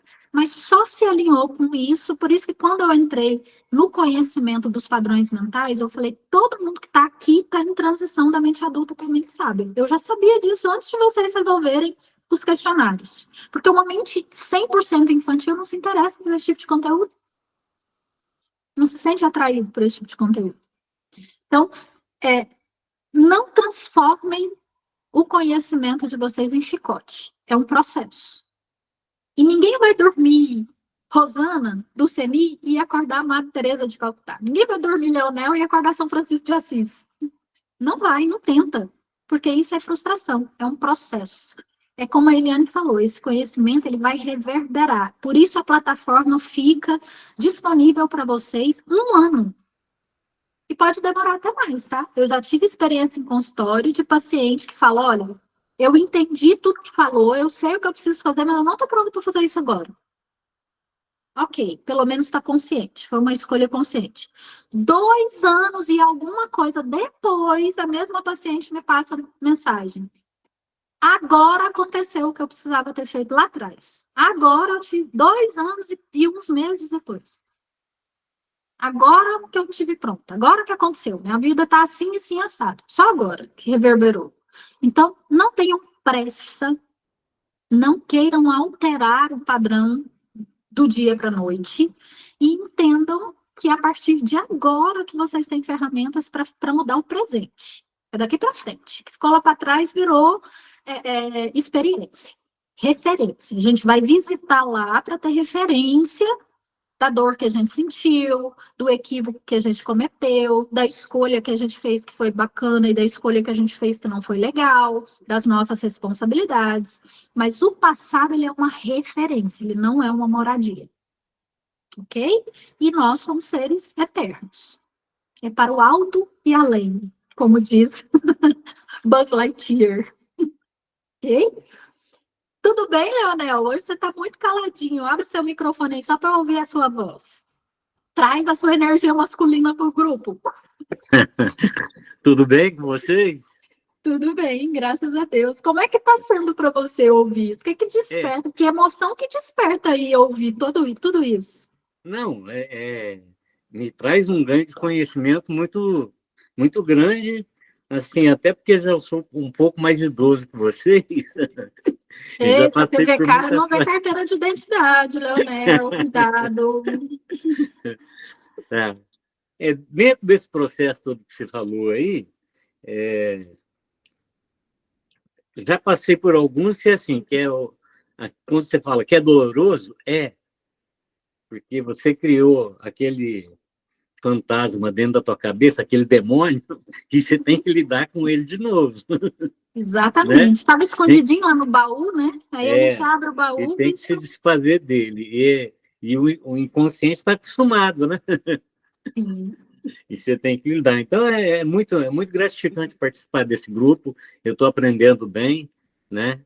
Tem muita coisa assim que... eu espero que vai ter vários capítulos, porque... Sim, nós ainda temos mais 4 encontros, acho, 3 ou 4, e agora a gente vai entrar para as emoções. Nosso próximo tema vai ser merecimento. Depois nós vamos falar sobre culpa. Depois nós vamos falar sobre limites. Então agora a gente vai entrar nas nossas emoções pessoais, para que a gente tenha inteligência emocional dentro das nossas novas relações. Né? Até aqui a gente falou de relação eu comigo e eu com o outro. Agora a gente vai falar de como as nossas emoções dentro dessas relações. Legal. E aí, pode ter continuidade? Pode ter os Sementes 2, caso vocês queiram continuar, a gente continua. A gente encerra esse 1 e vamos para o 2 continuar e aprofundando, porque assunto não falta. A Eliane está há 5 anos e está vendo assunto até hoje. A mente humana é um labirinto, né? A gente vai... Eu tenho paciente que fala, eu falo, né? O autoconhecimento, ele é uma escada. Então, você vence um degrau, você já começa a olhar para o outro. E tem muito paciente que me fala isso em consultório, fala, gente, isso não tem fim. Eu resolvo uma coisa e já vejo outra. Eu falei, sinal que a sua mente está expandindo, que você está evoluindo, que você está crescendo. E o nosso... propósito aqui nessa vida é subir essa escada mesmo. Aí a pergunta que fica é, quanto tempo a gente está sentado no mesmo degrau? Então, eu não preciso correr para chegar no topo, mas eu preciso me colocar em movimento. E aí a gente resolve uma coisa, parece outra, resolve uma coisa, parece outra, a gente tem conhecimento de uma coisa, demora, vai patinando ali até a gente conseguir colocar aquilo em prática, né? Criar um novo hábito, para depois a gente conseguir enxergar outra coisa. A partir do momento que a nossa mente expande, novos conhecimentos vão chegando, novos desafios vão chegando. Pelo menos a gente para de repetir os mesmos erros. Que o sofrimento venha por uma dor diferente, não pela mesma dor a vida inteira. Porque o progresso está aí, da gente ir mudando de assunto. Não que a gente vá alcançar uma sublimação, mas esse processo tem que começar há algum tempo, em algum tempo. E a gente está um passo à frente daqueles que nem despertaram para isso ainda. Eu tenho um grande amigo, por exemplo, que é muito amigo mesmo, eu tenho um amor profundo por ele, e ele fala assim para mim: eu não consigo. Esse assunto que você trata, eu não consigo. Eu acho o máximo o que você faz na vida das pessoas, mas eu não quero ter esse conhecimento agora. Não quero. A ignorância me protege. Tá tudo bem aqui onde eu tô. Já tô acostumado com essa dor que eu sinto aqui. Aí ele brinca comigo, ele fala: esse negócio de abraçar a árvore é coisa de maluco. Não vou abrir o olho para isso. Eu falo: tudo bem. De uma forma consciente, você está se privando do prazer de abraçar uma árvore, né? E tá tudo certo. E hoje, com a inteligência emocional que eu alcancei, eu o amo da mesma forma. E sei que vai chegar um momento, pode até nem ser nessa vida, mas vai chegar um momento que ele vai precisar iniciar essa caminhada. Mas eu consigo caminhar ao lado dele de forma saudável agora, para ele e para mim. E tá tudo bem, a gente desfruta da nossa amizade, tá tudo certo, a gente adora os momentos que a gente passa junto, eu na minha caminhada, ele na dele. Em algum momento, ele vai precisar começar. Talvez lá, até ele já me falou isso. O dia que eu iniciar essa caminhada, eu tenho certeza que eu vou lembrar dos seus assuntos de doida. Eu tenho certeza que eu vou lembrar das suas camisas de força. Eu falei: vai, com certeza você vai. O poder de uma semente. Mas no tempo dele, tá tudo certo. E a gente vai caminhando dentro da saúde nas relações. Ok? Tudo bem. Então, para a gente encerrar hoje, acabou nosso tempo, Tana? 9 minutos. Ok. Então é isso, pessoal.